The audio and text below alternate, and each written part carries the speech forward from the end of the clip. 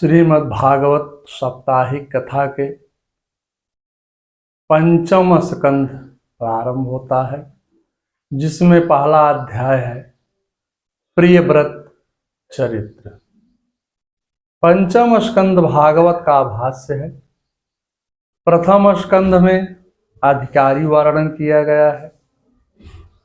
द्वितीय स्कंद में गुरु ने ज्ञान दिया है। तृतीय चतुर्थ स्कंध में सर्ग विसर्ग लीला का वर्णन है। अब जो ज्ञान सद्गुरु द्वारा प्राप्त हुआ उसे जीवन में किस प्रकार उतारा जाए, यह पंचम स्कंध में बताया गया है। इसमें पुराण का लक्षण स्थित वर्णन है। स्थित वैकुंठ विजय, इस सिद्धांत के अनुसार इसमें दो स्थितियों का वर्णन है, एक आत्मस्थित, दूसरी देश स्थित। आत्मस्थित में राजाओं के वर्णन के माध्यम से जीने की कला का प्रतिपादन किया गया है। संसार में रह करके परिस्थिति का सामना हर जीव को करना पड़ता है, इसलिए परिस्थिति मत टालो, मन की स्थित दृष्टिकोण को बदलो। दैवी विधान को मंगलमय समझकर मुस्कुराते हुए संसार के कार्य करो। गीता के अनुसार योगस्थ गुरु कर्माणि संगम त्यक्त्वा धनंजया। गीता के दूसरे अध्याय का 48वां श्लोक का सूक्त है, आसक्ति त्याग कर्म करो। स्थित का अर्थ है प्रभु की विजय।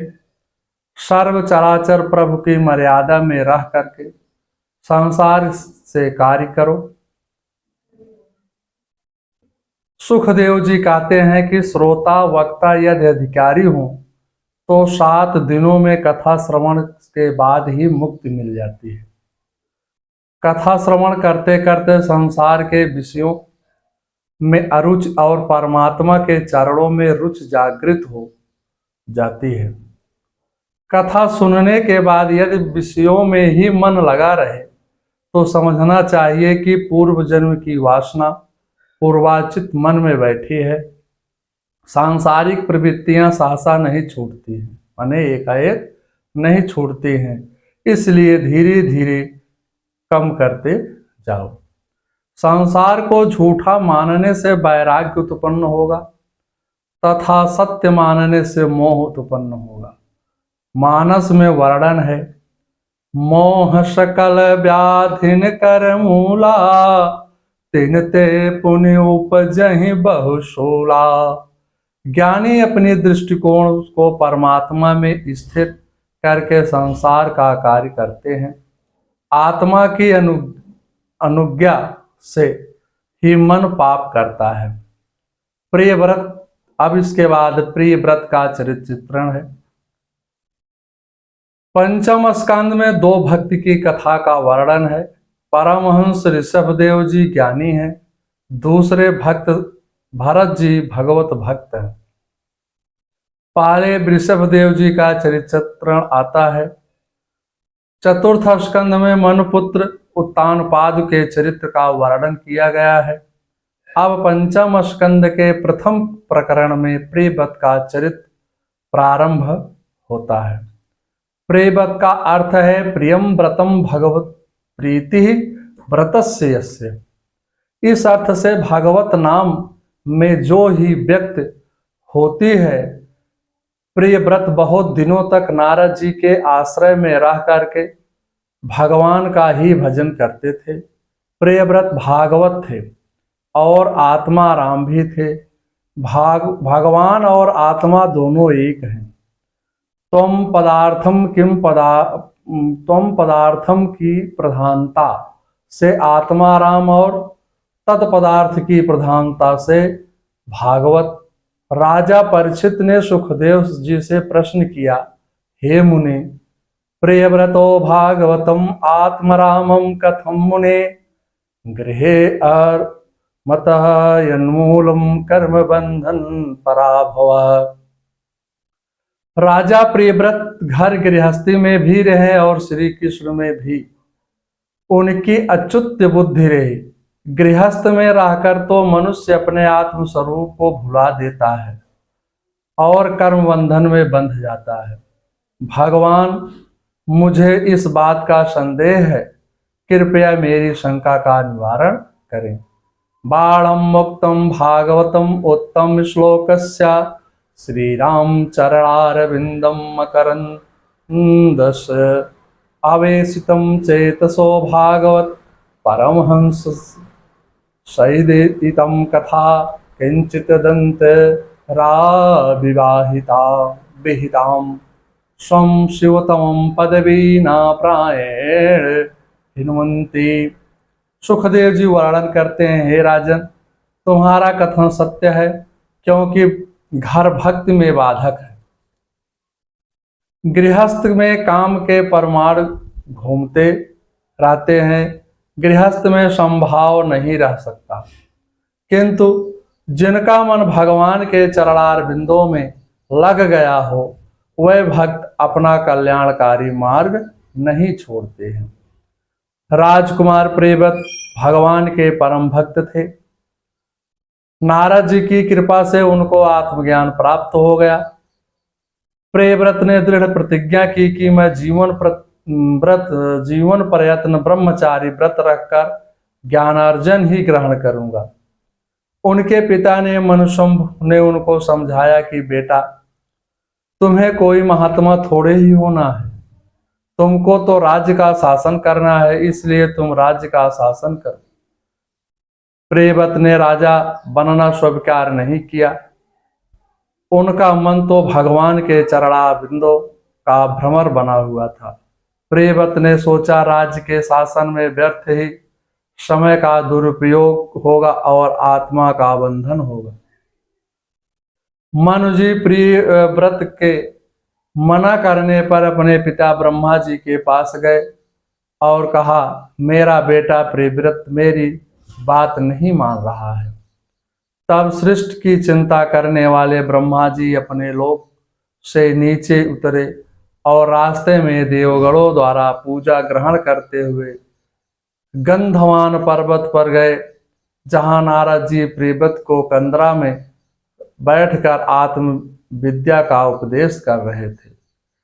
तत्र हावायेनं देवर्षिं सायनेन पितरं भागवतं हिरण्यगर्भं फलभामनः सा चैवयथारणेन सह पिता पुत्र संभावं हितांजलितुपास्तुते। मनुशंभ भी प्रियव्रत को राज्य पालन के निमित्त बुलाने उसी कंदरा में पहुंचे जहां नारद जी उपस्थित थे। देवर्षि नारद अपने पिता ब्रह्मा को आया देख करके मन और प्रियव्रत सहित तुरंत उठकर खड़े हो गए। नारद जी ने अर्घपाद से पूजा कर उन्हें दिव्य आसन पर बैठाया और ब्रह्मा जी ने प्रियव्रत से कहा, नैवार्थम धर्मे परतम स्वातो स्वतो वा कृतम बेहतो धनुभृत भूयात। हे बेटा, मैं तुमसे सत्य कहता हूं कि तुम भगवान की क्रिया में दोष मत निकालो। भगवान जैसे रखे वैसे ही रहो। हम सभी विवश होकर उन्हीं की आज्ञा का पालन करते हैं। कोई भी जीव अपनी तपस्या साधना द्वारा उनकी आज्ञा का उल्लंघन नहीं कर सकता है। सुख दुख का विधान ईश्वर द्वारा ही रचा गया है। प्रत्येक प्राणी को अपने कर्मों के अनुसार फल भोगना पड़ता है। मैं भी प्रारब्ध भुगत रहा हूँ। जितेंद्रिय पुरुष को वन में भी कामादि शत्रुओं का डर बना रहता है। भयं प्रमतस्य वने वास्यं शातं यथा सायास्ते सा खड्गसपत्नः जितेन्द्रियायस्यात्वरं बुद्धिर्गृहस्थाश्रम किं नो करोत्वद्यतम्। भोगी के लिए वन में भी भय है और योगी के लिए घर में भी वन की तरह आनंद है, क्योंकि उनके विकार नहीं है। विवेकी पुरुष आसक्त होने से पहले ही मन को खींच लेता है। इसके अभ्यास के लिए गृहस्थ आश्रम, जिसके हृदय में वैराग्य है उसके लिए गृहस्थ भी तपोवन है। या खड्गम सपत्नानं विजिगीर्माणो गृहेश नैवर्षं यत्तेत पूर्वम् आतेति दुर्गाश्रितम् ऊर्जितारेण छेड़ेन कामं विचरेद्धुपस्थितम्। हे वत्स, तुम घर में रहकर ही जितेंद्रिय बनो। इंद्रियाम जरे छूरा, इंद्रियों पर विजय प्राप्त करना शौर्य है। किले के अंदर सुरक्षित रहकर लड़ने वाला राजा अपने प्रबल शत्रुओं को जीत लेता है। तुमने तो पहले ही भगवान के चरण कमल रूप किले के आश्रित रहकर इन कामाद 6 शत्रुओं को जीत लिया है। इसके बाद विमुक्त संग प्रकृत भजस्व, निस्नेह संग होकर अपने आत्म स्वरूप में स्थित हो जाना। प्रियव्रत ने सिर झुकाकर ब्रह्मा जी का वंदन किया और उनकी आज्ञा को जो आज्ञा कहकर सिरोधार किया। इस प्रकार ब्रह्मा जी प्रियव्रत को राज्य पालन में नियुक्त कर अपने लोक चले गए।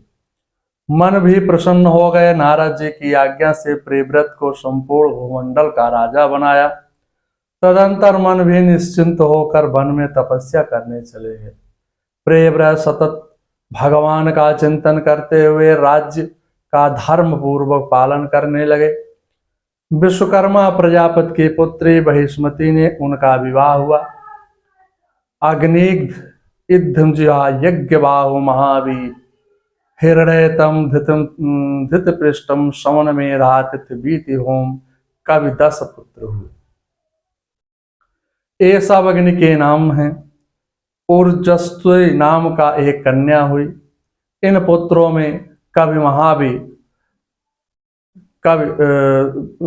महावीर शवन के 3 पुत्र नैशिष्ट ब्रह्मचारी हुए। ये भगवान की आराधना कर सायुज्य मुक्ति को प्राप्त हुए। प्रियव्रत की दूसरी पत्नी उत्तम तामस रैवत 3 पुत्र हुए जो मनवंतरों के अधिपति हुए। उन्होंने अपने राज्य में अधर्म को स्थान नहीं दिया। एक बार प्रियव्रत ने संकल्प लेकर कि मैं रात को भी दिन बना दूंगा। सूर्य के समान देदीप्यमान रथ में बैठकर पृथ्वी की 7 परिक्रमा की। वैसे ही 7 समुद्र हुए जिसके कारण क्षरोद, इच्छुरशोध, सुरोध आदि 7 समुद्र तथा जम्बू, प्लक्ष, सलमल आल 7 द्वीप हुए। प्रियव्रत ने 7 पुत्रों को 7 द्वीपों का राजा बनाया। अपने पुत्री ऊर्जस्वी का विवाह शुक्राचार्य के साथ किया जिससे देवयानी कन्या हुई। इस प्रकार नारद जी के उपदेशानुसार प्रियव्रत राज्य की समुचित व्यवस्था कर विरक्त होकर वन में चले गए। वहां भगवान की दृढ़ता से आराधना कर परम पद को प्राप्त हुए। श्रीमद् भागवत साप्ताहिक कथा के 5वें स्कंध का प्रथम अध्याय समाप्त हुआ। अथ द्वितीयो अध्याय अग्रिधित चरित्र। सुख देव जी कहते हैं, हे परीक्षित, यदि पितर संवृते तनुशासेन वर्तमानम अग्रे निग्रो जम्बूदीपम पौकसम प्रजा अवसर सर्वेण वाणम प्रयोगोपयात। जब महाराज प्रियव्रत घर छोड़कर वन में चले गए और भगवान का भजन करने लगे तथा उनके पुत्र अग्निघ्र जम्बूद्वीप की प्रजा का पालन वैसे ही करने लगे जैसे पिता का पुत्र पालन करता है। एक बार वह सतपुरुष का पुत्र की कामना से मंदराचल की एक घाटी में जाकर के एकाग्रचित्त से ब्रह्मा जी की आराधना करने लगे। आदिदेव ब्रह्मा जी ने उनकी अभिलाषा जानकर पूर्वचित नामक अप्सरा उनके पास भेजी। उस अप्सरा के पैरों के आभूषण की धुन से उनकी समाधि टूट गई। अग्निघ्र उस अप्सरा के सौंदर्य पर मुग्ध हो गए। कामासक्त हो उसके पास में जाकर जड़ के समान बोले, का तुम चिकीर्षम किम मुने वीर्यम शैले मायासि कपि भगवत पराय देवतया भेजे विजयसं धनुषे सुमनो आत्मे किं वा मृगान मृगया में विनीते प्रवदान तान। तुम कौन हो, इस पर्वत पर क्या करना चाहती हो? तुम परम पुरुष नारायण की कोई माया तो नहीं हो? भावों की तरह संकेत करके कहा, हे सखे, तुमने ये बिना डोरी के दो धनुष क्यों धारण कर रखे हैं? इनमें तुम्हारा कोई अपना प्रयोजन है अथवा इस संसारण में कुछ मुझ जैसे मतवाले मृगों का शिकार करना चाहती है? तुम्हारे मुख की सुगंध ने मेरा मन विकारी बना दिया है। आओ कुछ दिन मेरे साथ तपस्या करो। ऐसा लगता है ब्रह्मा जी ने मुझ पर कृपा करके मेरे पास तुम्हें भेजा है। तुम्हें गेंद क्रीड़ा करते हुए देखकर मेरा मन कामासक्त हो गया है। कहीं सृष्टि के विश्व विस्तार की इच्छा से ब्रह्मा जी ने आपको मेरी स्त्री तो बनाकर नहीं भेजा है। चित्तम यथा प्रतिरसंत शिवा सचिव्यः। हे सुंदरी, तुम्हारा जहां मन हो वहीं मुझे ले चलो। मैं तो तुम्हारा अनुचर हूँ और तुम्हारी ये सखियां भी हमारे साथ रहें। मुझे इस समय शुभ लक्षण दिखाई दे रहे हैं। अग्निघ्न ने अपनी मीठी मीठी वाणी रथ चातुर्मयी बातों से उस अप्सरा को प्रसन्न कर दिया। अग्निध्र स्त्रियों को प्रसन्न करने में बड़े कुशल थे। इस प्रकार अग्निध्र ने अप्सरा को अपने वश में कर लिया और वह उनके साथ कई हजार वर्षों तक स्वर्ग में भोग भोगती रही। अग्निघ्न के 9 पुत्र हुए, जिनमें अग्निघ्न के 9 खंडों का अधिपति बनाया। अग्निघ्न के पुत्रों के नाम थे नाभ, किंप पुरुष, हरिवर्ष, इलावृत, रम्यक, हिरणमय, कुरु, भद्रास और केतुमाल। ये 9 पुत्र उत्पन्न हुए। ये सभी पुत्र सुंदर सुडौल थे और बड़े ही बलवान थे। ये सभी पुत्र 9 खंडों का राज्य भोगने लगे। अग्निध्र का मन विषयों से तृप्त नहीं हुआ। वह अप्सरा को ही ध्यान करने लगे। यज्ञों के अनुष्ठान करके उनको उसी लोक की प्राप्ति हो गई जहाँ पृथ्वीगण अपने सुकृतों के अनुसार तरह तरह के भोगों में मस्त रहते थे। संप्रते पितरम नव भातरो मरुदुत मेरुदेवी प्रतिरूपान मधुदंडे लता रम्यम श्यामा नारी भद्रा देवतामितिम संज्ञा नवोदहावानम। पिता के परम लोक सिधारने पर नाभि ने आदि ने 9 भाइयों ने मेरी मेरु देवी प्रतिरूपा उग्रदंडी लता रम्या श्यामा नारी भद्रा देवती नामक 9 कन्याओं से विवाह किया। श्रीमद् भागवत साप्ताहिक कथा के 5वें स्कंद का दूसरे दिन की कथा दूसरा अध्याय समाप्त होता है। तीसरे दिन की कथा दूसरा अध्याय समाप्त होता है। मंगलम भगवान विष्णु मंगलम गरुड़ाध्वजा मंगलम पुंडरीकाक्षाय मंगलाय तनोहरि।